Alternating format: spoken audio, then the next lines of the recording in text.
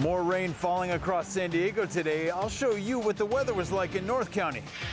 People can now apply for FEMA assistance. I'm Ariana Cohen working for you, and I'll show you how. Plus, is one state really considering a bill that would give pedophiles the death penalty? We verified. A San Diego mayoral candidate accused of not living in San Diego. What a judge decided today. Wood instead of foam. The San Diego surfer trying to rid the ocean of plastic pollution. But how do they ride? CBS 8 News live at 6 starts right now.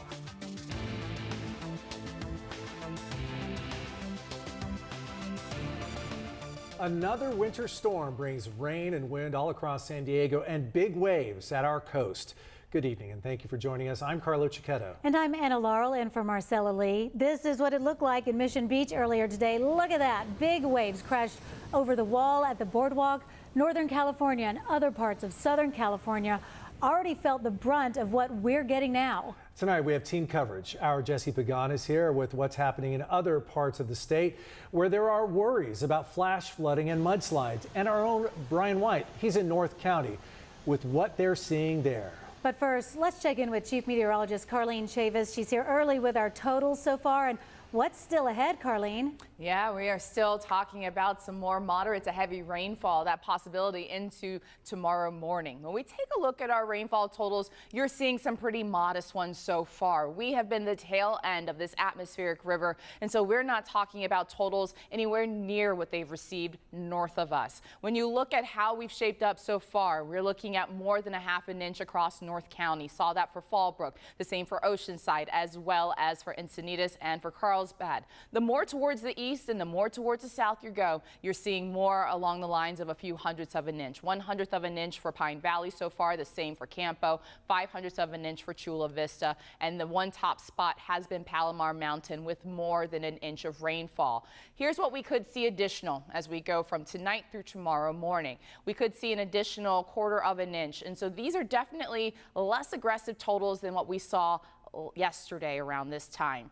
That's because the forecast model has scaled back a little bit more, but we are still looking at some wet weather. So we were talking about potentially seeing upwards of 2 inches across North County, but it does not look like that is actually going to be the case as we are looking at some additional rainfall, but more on the moderate side. We do have some light showers that we are seeing impact North County. The bulk of that moisture is still towards the north of us, so we are still not in the clear just yet. So we're going to go ahead and take a look at your complete forecast coming up. But right now, let's check in with CBS 8's Brian White in Escondido with what it looks like in North County tonight. Brian.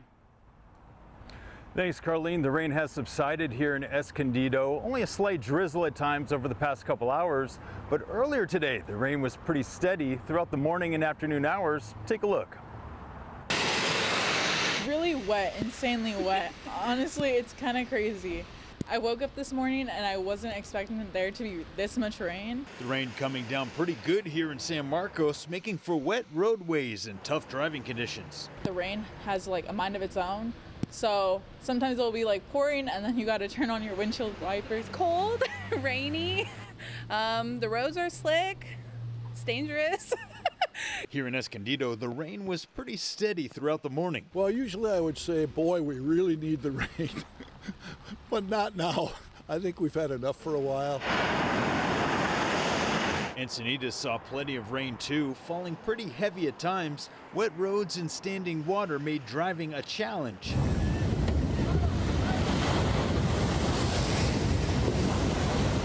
Down south, waves crashing over the seawall in Mission Beach this morning, flooding the boardwalk. Jim Weir catching it all on camera. That's when I knew that the waves were pretty strong coming over the wall. It's enough to knock you off your feet pretty easy. As for the surf, big waves hitting the coast. Surfers getting some nice rides over at Scripps Pier. Meanwhile, back in North County, some people are enjoying the weather while others are ready to see the sun again. I feel it's too much for the time. I want the sun. I'm sick of the rain. Like I said, the rain was pretty steady up here throughout the morning and afternoon hours, really only tapering off after about 2 o'clock. Now I'm going to send things over to our Jesse Pagan for a look at how Southern California and the rest of the state fared today. Jesse? Thank you, Brian. Now what Brian showed us about people, what they saw in North County today is what's been slamming the rest of California. Yesterday, we showed you the flooding happening in areas like Santa Barbara. Some spots have already seen their yearly rain total in the past 2 months, meaning flash flooding and landslides are a concern. People across California, already drenched and on saturated ground, are bracing for several more inches of rain. We're very worried down here on the peninsula. In Long Beach, people lined their homes with sandbags, and the city reinforced beaches, expecting the possibility of coastal flooding. Forecasters say waves from 6 to 12 feet could crash on shore, possibly damaging piers and buildings. In Los Angeles, the constant rain has washed away and crumbled the pavement, leaving cars to dodge or hit potholes. And in hilly neighborhoods, the fear of mudslides lingers. We know that the hills are saturated, though, so everybody's a little nervous. Santa Barbara Airport is back open today after more than a foot of water on the runway forced it to close down yesterday.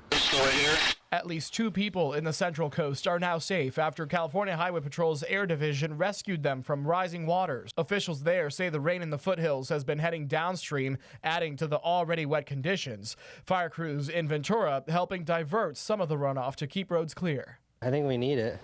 It's unfortunate that the freeways are sometimes flooded, but it is what it is.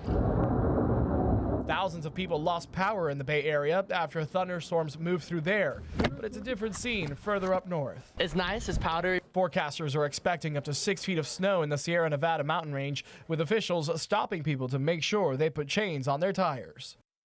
Carlene was talking about the rain totals that we've seen in San Diego County just a little bit ago. According to the National Weather Service, the LA area has seen about 10 inches of rain, more than a foot north of that. As Carlene and the rest of the team have been saying, though, the storm should be gone by tomorrow. Anna?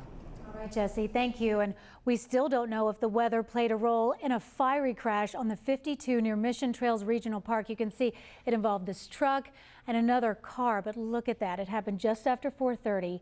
A San Diego fire spokesperson tells us crews rushed one person to the hospital with major injuries. Just the front part of that car is all you can still really see. It isn't clear yet if anyone else was hurt in this, but you have to believe they were. And don't forget, you can get the latest forecast and have weather alerts sent straight to your phone. Just download our free CBS 8 app or head to our website at cbs8.com. East County leaders are calling on President Biden to close the border because funding is running out to help asylum-seeking migrants. They gathered at the El Cajon Transit Center today, one of the main sites where Border Patrol releases migrants. The county got $6 million in federal funding to help migrants with transportation and other needs, but it's set to run out Thursday. Leaders say until there is a solution, Border Patrol will begin dropping off migrants at San Diego bus stations on Friday with no extra help. They say they want the border closed before that can happen. We want to be good neighbors, we want to be good sports, but this isn't fair to our communities, and it's not fair to the people coming across the border. The county says more than 100,000 migrants have been released in San Diego since September of 2023. Andrea Cardenas was back in court today, one day after she resigned from the Chula Vista City Council. Cardenas is facing multiple criminal felony charges. She and her brother are accused of Paycheck Protection Program fraud. They have pleaded not guilty, rather. Negotiations took place today between her defense and the DA's office, but they did not come to a resolution. Despite her resignation, Andrea Cardenas, who has been up for re-election, is still currently on the March 5th primary ballot. Another hearing is scheduled for next week. Earlier today, a judge ruled San Diego candidate for mayor Larry Turner can run for office, at least for now. Turner is accused of not actually living in the city of San Diego, which would make him ineligible to run. CBS 8's Shannon Handy has more on today's hearing and what happens next. That hearing took place this morning. It lasted just about an hour. Both sides presented their arguments, but ultimately the judge says because the primary election is just 2 weeks away and ballots have already been sent out, it is too late to make a final decision on this case. So for now, Turner will remain on that primary ballot with a court hearing set for March 29th. I think this is great. We're going to get a trial. Mr. Turner didn't want a trial. He wanted to avoid an examination of the issues. Now there's going to be a full examination. He didn't want a deposition. He's going to have to testify under oath. I'm happy that we're going to get a chance to just proceed with the vote on March 5th, and I can go about campaigning again. I can go about doing what the people need, is to have some ears open to them and not have to be here in court. Turner is a retired Marine and San Diego police officer. A lawsuit was filed against him earlier this month on behalf of a San Diego woman who claims a private investigator found evidence Turner is living in El Cajon, where he owns a home. According to the city clerk, mayoral candidates must be a registered voter and resident in the city 30 days prior to the date they filed their nomination.